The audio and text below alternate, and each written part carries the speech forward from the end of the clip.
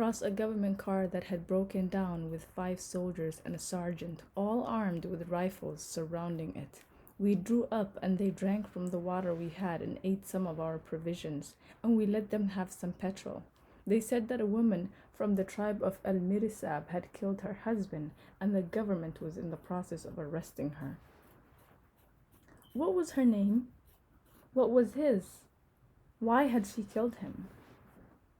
They do not know, only that she is from the Al Mirsab tribe and that she had killed the man who was her husband. But they would know it, the tribes of Al Mirsab, Al Hawawir, and Al Kababish, the judges, resident and itinerant, the commissioner of North Kordofan, the commissioner of the southern North Province, the commissioner of East Khartoum, the shepherds at the watering places, the sheikhs and the nazirs, the Bedouin in their tents at the intersections of the valleys. All of them would know her name, for it is not every day that a woman kills a man, let alone her husband, in this land in which the sun has left no more killing to be done. An idea occurred to me. Turning it over in my mind, I decided to express it and see what happened. I said to them that she had not killed him, but that he had died from sunstroke, just as Isabella Seymour had died, and Sheila Greenwood, Anne Hammond, and Jean Morris. Nothing happened. We had a horrible commandant of police called Major Cook, said Sergeant. No use, no sense of wonder. They went on their way and we went on ours. The sun is the enemy. Now it is exactly in the liver of the sky, as the Arabs say. What a fiery liver! Or so it will seem to living creatures when even the stones groan, the trees weep, and iron cries out for help. The weeping of a woman under a man at dawn and 2 wide-open, white thighs. They are now like the dry bones of camels scattered in the desert. No taste, no smell, nothing of good, nothing of evil.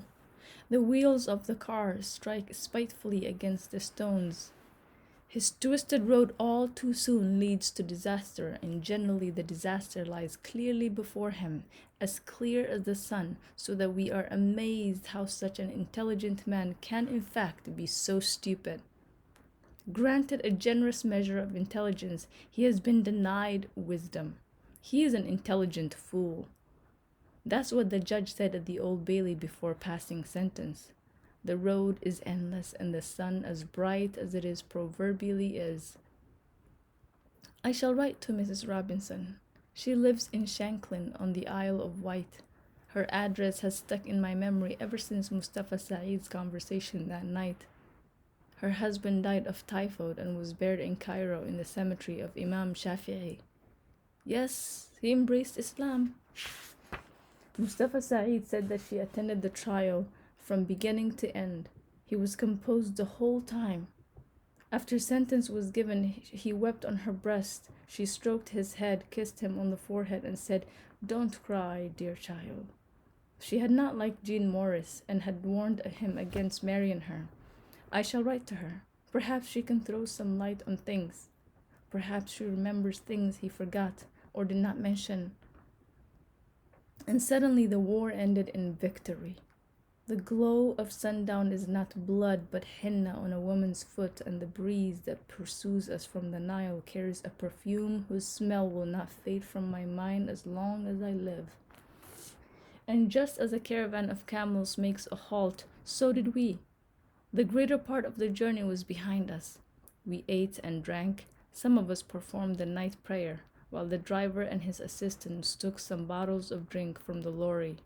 I threw myself down on the sand, lighted a cigarette, and lost myself in the splendor of the sky. The lorry, too, was nourished with water, petrol, and oil, and now there it is, silent and content like a mare in her stable. The war ended in victory for us all. The stones, the trees, the animals, and the iron, while I, lying under this beautiful, compassionate sky, feel that we are all brothers, He who drinks, and he who prays, and he who steals, and he who commits adultery, and he who fights, and he who kills. The source is the same. No one knows what goes on in the mind of the divine. Perhaps he doesn't care. Perhaps he's not angry. On a night such as this, you feel you are able to rise up to the sky on a rope ladder. This is the land of poetry and the possible, and my daughter is named Hope.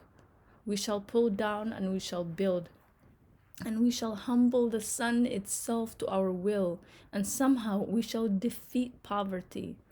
The driver, who had kept silent the whole day, has now raised his voice in a song. A sweet, rippling voice that you can't imagine is his. He's singing to his car just as the poets of old sang to their camels. How shapely is your steering wheel astride its metal stem.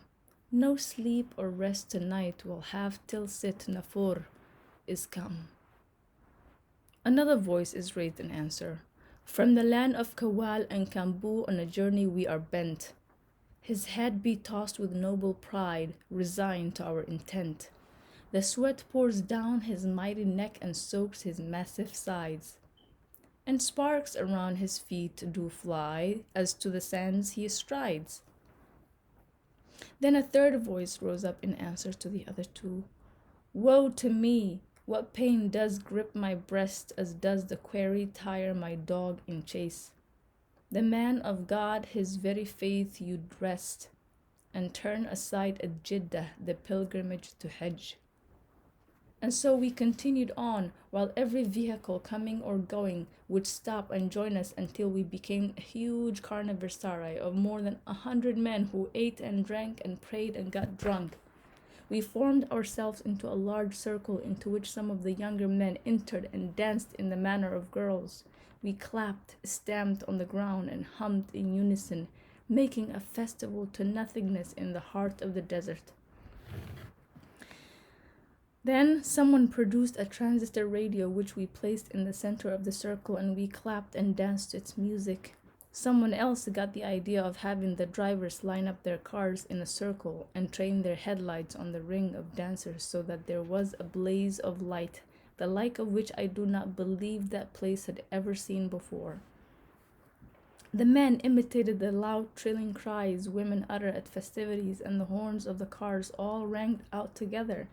The light and the clamor attracted the Bedouin from the neighboring Wadi ravines and foothills, both men and women, people whom you would not see by day, when it was just as if they melted away under the light of the sun. A vast concourse of people gathered. Actual women entered the circle. Had you seen them by day, you would not have given them a second glance, but at that time and place they were beautiful. A Bedouin man brought a sheep which he tied up and slaughtered and then roasted over a fire. One of the travelers produced 2 crates of beer which he distributed around as he called out, "To the good health of the Sudan! To the good health of the Sudan!" Packets of cigarettes and boxes of sweets were passed around, and the Bedouin women sang and danced. The night and the desert resounding with the echoes of a great feast, as though we were some tribe of genies. A feast without a meaning, a mere desperate act that had sprung up impromptu like the small whirlwinds that rise up in the desert and then die. At dawn, we parted. The Bedouin made their way back to the Wadi ravines. The people exchanged shouts of "Goodbye, goodbye," and everyone ran off to their car.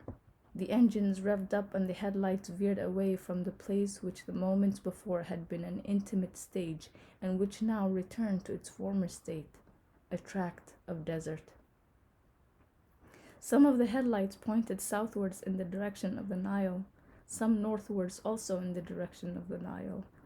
The dust swirled up and disappeared. We caught up the sun on the peaks of the mountains of Karari overlooking Omdurman.